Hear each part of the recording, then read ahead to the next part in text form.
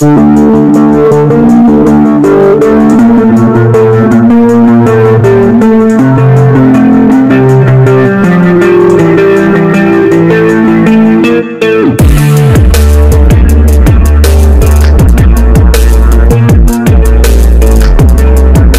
ini akan mengulas sepenggal cerita tentang dua kisah. Dua kisah itu adalah kisah lucu dan kisah konyol dalam perebutan gedung RRI dan kantor besar telekomunikasi pada malam tanggal 1 Oktober tahun 1965.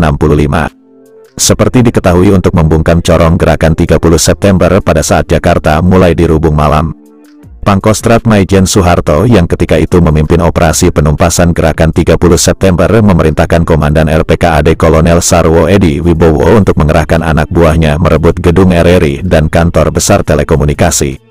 Dua objek vital itu sebelumnya dikuasai oleh komplotan gerakan 30 September pimpinan Letkol Untung Syamsuri. Karena tak mau jatuh korban, Maijen Soeharto baru memberi perintah penyerbuan kepada Kolonel Sarwo Edi saat hari sudah mulai gelap. Ketika itu sudah diberlakukan jam malam oleh Pangdam Jaya Brigjen Umar Wirahadikusumah. Maka, dua peleton pasukan RPKAD pun bersiap merebut dua objek vital yang dikuasai oleh komplotan gerakan 30 September. Menurut Letjen Purnawirawan Sintong Panjaitan dalam buku Perjalanan Seorang Prajurit Para Komando yang ditulis Hendro Subroto, satu peleton RPKAD ditugaskan merebut gedung RRI, yakni peleton 1 RPKAD Kompi Tanjung yang dipimpin Sintong. Ketika itu Sintong masih letda, atasannya atau komandan kompinya adalah Letu Faisal Tanjung. Kelak jadi Panglima ABRI di era Soeharto jadi presiden. Sementara peleton dari Kompi Ben Hur pimpinan Kapten Urip Sucipto ditugaskan merebut kantor besar telekomunikasi. Sampai akhirnya, kata Sintong dalam buku yang ditulis Hendro Subroto, pasukan yang dipimpinnya dengan mudah merebut dan menguasai gedung RRI. Nah, saat sudah menguasai gedung RRI itulah terjadi kisah lucu. Menurut Sintong, ketika semua anak buahnya telah menduduki gedung RRI, ia langsung melaporkan lewat radio kepada Letu Faisal Tanjung, komandan kompinya yang berada di markas Kostrat. Sintong melapor pada Letu Faisal bahwa RRI Pusat sudah diduduki.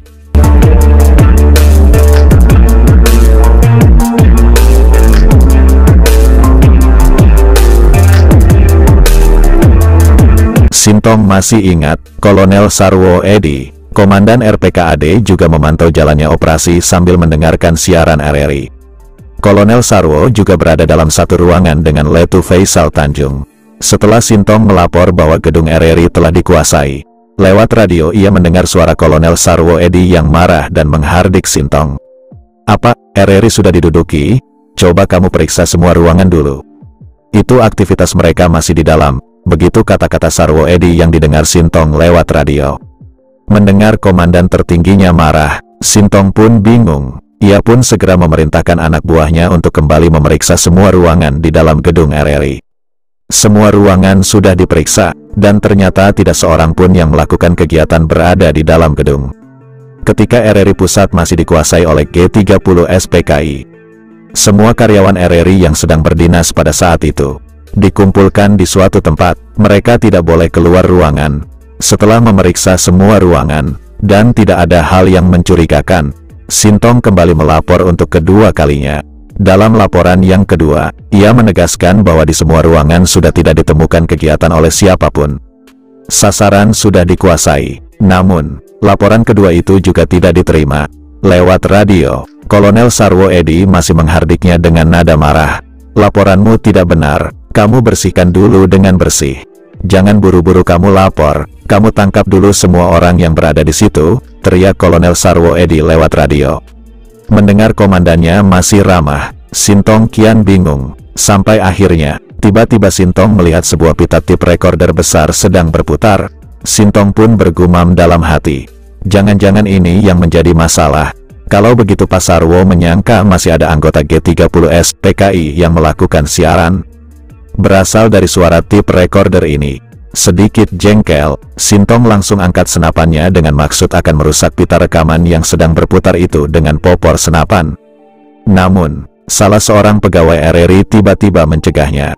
Si pegawai RRI itu segera mematikan tape recorder itu secara teknis dengan cara menekan tombol switch off.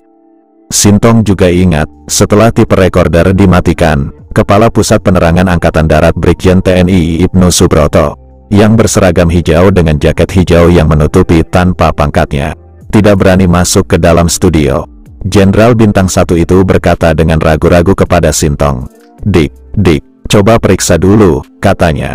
Kapten RPKAD Heru Sisnodo yang berada di dekat Brigjen Ibnu Subroto menanggapi dengan nada agak kesal. Bapak ini, semua orang sudah ada di dalam. Kok tidak berani masuk? Akhirnya Sintong mempersilakan Ibnu Subroto masuk ke dalam studio. Kepala Puspen Angkatan Darat kemudian memanggil petugas RRI. Tolong disiapkan, saya mau bicara melalui radio. Sampai akhirnya, pengumuman dari Maijen Soeharto pun disiarkan lewat RRI.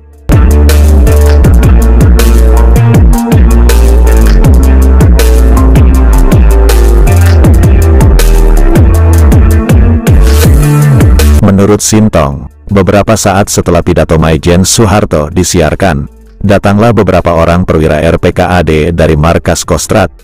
Salah seorang perwira seniornya di RPKAD berkata, kampungan kamu itu, masa kamu tadi tidak tahu kalau siaran G30 SPKI itu berasal dari tape recorder? Sintong menjawab secara humor dan berhati-hati, ya, tapi tadi saya mendapat perintah mencari orangnya. Akhirnya mereka semua tertawa bersama-sama. Sementara dalam perebutan kantor besar telekomunikasi yang dilakukan peleton Kompi Ben-Hur RPKAD pimpinan Kapten Urip Sucipto, juga terjadi kisah konyol. Kisah konyol ini bukan terkait dengan pasukan yang merebut gedung kantor telekomunikasi, tapi terkait dengan anggota Pemuda Rakyat, organisasi sayapnya Partai Komunis Indonesia. Seperti apa kisah konyolnya? Hendro Subroto dalam buku Dewan Revolusi PKI menguak kegagalannya mengkomuniskan Indonesia yang ditulisnya, mengungkapkan ketika kantor besar telekomunikasi telah dikuasai pasukan RPKAD. Tiba-tiba satu truk Pemuda Rakyat, organisasi sayapnya PKI yang bersenjata masuk ke halaman kantor besar telekomunikasi. Pimpinan Pemuda Rakyat PKI itu lalu melapor kepada Sersan Mayor Sudiono, bintara pelatih Kompi dari Kompi Ben-Hur RPKAD. Pak, kami datang untuk membantu, kata si pimpinan Pemuda Rakyat, tapi begitu tahu ternyata yang sudah menduduki kantor telekomunikasi itu adalah pihak lawan. Para anggota Pemuda Rakyat yang tadinya begitu gagah langsung pucat pasi. Mereka langsung dilucuti senjatanya dan ditahan. Anggota Ormas PKI yang ditahan oleh RPKAD di kantor besar telekomunikasi dan RRI Pusat, kemudian diserahkan kepada Direktorat Polisi Militer di Jalan Medan Merdeka Timur. Mereka menjadi tahanan G30 SPKI pada hari pertama dalam sejarah penumpasan pemberontakan komunis itu.